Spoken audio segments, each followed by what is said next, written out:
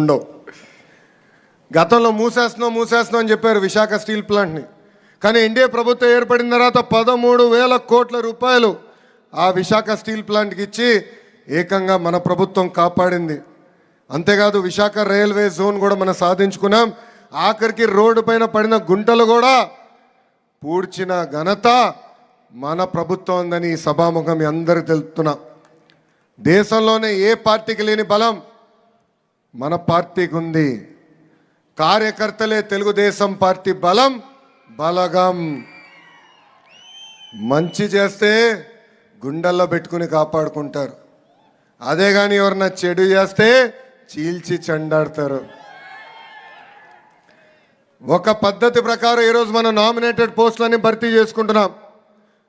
గౌరవ జాతీయ అధ్యక్షుల వారు ఆదేశాల మేరకు ఈ నెలలోనే అన్ని పోస్టులు భర్తీ చేయాలని కూడా నిర్ణయం తీసుకుంటాం జరిగింది. అంతేకాదు భారతదేశ చరిత్రలో ఏ ప్రాంతీయ పార్టీకి జరిగిన విధంగా 1 కోటి సభ్యత్వాలు మనము సాధించుకున్నాం. ఏకంగా కార్యకర్తలకు ఈరోజు ప్రమాద బీమా కింద 5 లక్షల రూపాయలు కూడా మన పార్టీ సహాయం చేస్తుంది. నేను తెలుగుదేశం పార్టీ జాతీయ ప్రధాన కార్యదర్శి అయిన తర్వాత దాదాపు 130 కోట్ల రూపాయలు ఖర్చు పెట్టి కార్యకర్తల సంక్షేమం చేస్తాం జరిగింది. ఈరోజు నేను ఎక్కడికి వెళ్ళినా అందరూ నన్ను రెడ్ బుక్ గురించి అడుగుతున్నారు.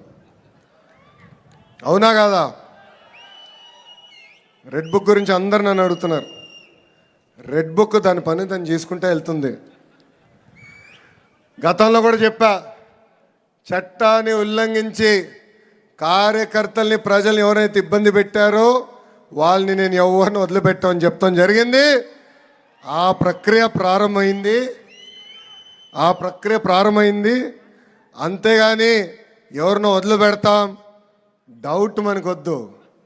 డౌట్ మనకొద్దని ఈ సభాముఖం తెలుపుకుంటూ ఈ విజయానికి సహకరించిన బీజేపీ కార్యకర్తలకి ఈ కార్యక్రమంలో అంటే ఎమ్మెల్సీ గ్రాడ్యుయేట్ ఎన్నికల్లో అహర్నిశలు నాతో కోఆర్డినేట్ చేస్తామే కాదు, గ్రామ స్థాయి నుంచి కలిసికట్టుగా వచ్చిన జన సైనికులకి నా హృదయపూర్వక ధన్యవాదాలు తెలుపుకుంటూ మీ అందరి దగ్గర నుంచి సెలవు తీసుకుంటున్నా.